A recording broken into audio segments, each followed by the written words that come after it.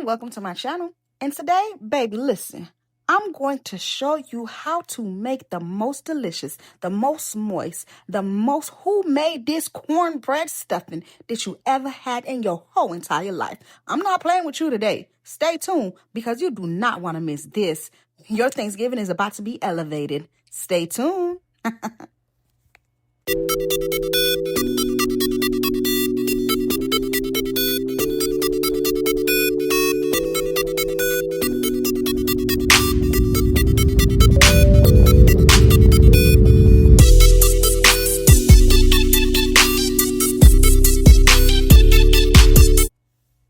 All right, friend, let's get right into it. So the first thing that we're going to do is grab some limes. I'm using about 2 to 3 limes because, listen, we got to clean our meat, okay?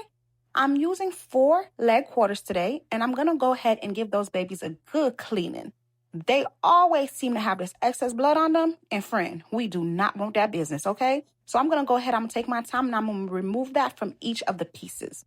Now, normally, I would take off some of this excess fat because, baby, we do not need all those extra calories, okay? But since we're making a broth today, the fat is going to go ahead and add some more flavor to it. So we're going to go ahead, we're going to leave it right there, okay?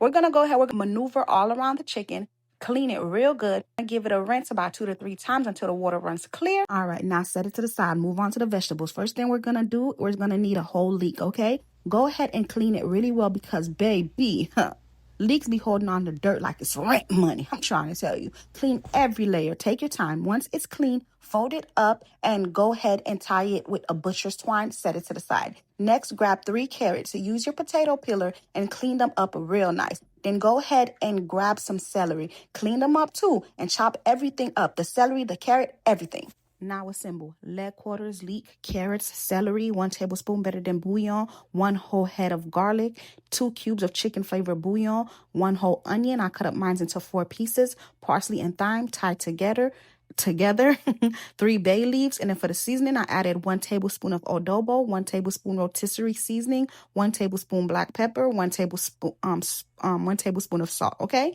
go ahead and add some water to cover it up until everything is completely covered and put it on the stove. Your heat should be like at a 8-9, okay, and let that boil. All right, friend, while that broth is boiling over there and it's minding its own business, let's go ahead and start making this cornbread, okay? Go ahead and preheat your oven at 350 degrees Fahrenheit, okay?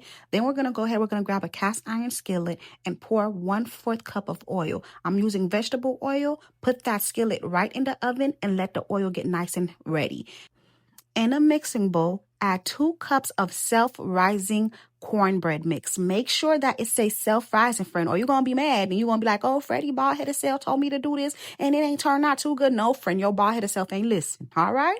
Then we're going to go ahead, we're going to add 2 tablespoons of vegetable oil. We're going to crack 2 eggs and we're going to add 1 cup of buttermilk. Then we're going to add 1 tablespoon of sugar and 1 teaspoon of salt. Now, friend, don't worry, that little bit of sugar is not enough to make it sweet. This is a savory cornbread, okay? All right. So now we're going to go ahead, we're going to grab a fork and we're going to mix everything until it becomes one smooth, united batter. Now go ahead and take that cast iron skillet out of the oven. Be careful, friend, because it is hot. And baby, we don't want to get burned in the kitchen, even though I be getting burned all the time. But this is not about me. All right. Pour your cornbread batter right into the hot oil. It should sizzle, friend, just like that, okay? Now smooth the top so that it can look nice and presentable, okay? Then put that skillet back in the oven and bake it for about 45 minutes or until it's golden and fully cooked through. All right, friend, when the cornbread come out of the oven, it should look a little something like this. Yes, baby, that cornbread is cornbreading, okay? We're going to go ahead. We're going to put that in the refrigerator because I always like my cornbread at least 1 day old, all right? Then we're going to go ahead. We're going to start working on our veggies. Now I'm going to go ahead. I'm going to grab some celery and some bell peppers, whatever colors you want. Then I'm going to go ahead. I'm going to grab myself a small onion and I'm going to go ahead. I'm going to slice and dice those into small pieces, okay? By now, the broth should be done cooking. It's been cooking for about 1 hour, and it should look just like this. Beautiful, flavorful, exactly what we need. Go ahead and pull out a few pieces of chicken. Once they cool down a little bit, friend, you're going to use your hand. You're going to remove every single bone. Just feel around, take your time, and pull the meat off, okay? All right, now we're gonna grab a little bit of oil to a skillet and we're gonna go ahead, we're gonna saute our veggies until they are nice and cooked, soft, not crunchy. We're gonna go ahead, we're gonna put that to the side. Then we're gonna grab our 1-day-old cornbread and we're gonna break it apart with our hands. Just crumble it into small pieces, nothing too big, nothing too fine, okay? All right. Then we're gonna go ahead, we're gonna take those sauteed vegetables and pour them right into the cornbread bowl. Then we're going to grab our shredded chicken and we're going to put that right into the cornbread mixing bowl as well. Now we're going to go ahead, we're going to add our cream soups. This is what's going to make the dressing moist and flavorful. Start with 1 can of cream of chicken. Use a spatula to scoop it out, friend, because you're not going to want to leave anything behind, okay? That's flavor and we need that. Then you're going to go ahead and choose between cream of mushroom or cream of celery. You could go with this or you could go with that. But this is where it's at, okay? So I decided to go with the cream of mushroom just because it already has celery in there. And I felt like the mushroom would just add another flavor, a layer of flavor, and just make it more immaculate. All right, friend, now it's time to bring this dressing together. We're going to go ahead. We're going to start adding our broth. We're going to add about 2.5 cups of the homemade broth that we made into our cornbread. But listen, you want to add a little bit at a time, okay? And you could add as much or as little as you want. It all depends on the consistency you like for your dressing to be. You do what's best for you, friend, because I'm going to do what's best for me, okay? Because right now, this is mine, okay? Not yours. This one is mine. All right.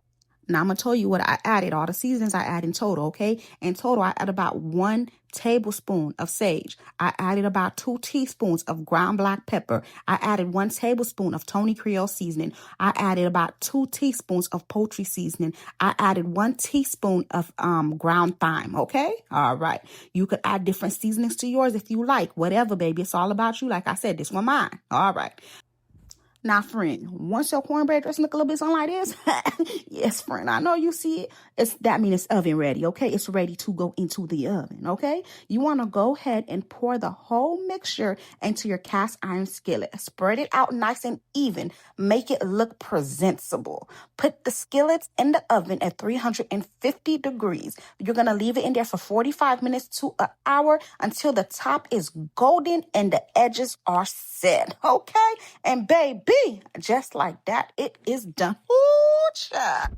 Yes, friend. Do you see that, friend? Do you see that cornbread dressing? Because that cornbread dressing is cornbread dressing. Friend, it don't get no better than that. I'm trying to tell you. Let's go ahead and give this beautiful cornbread dressing a moment of silence for the beauty that it holds.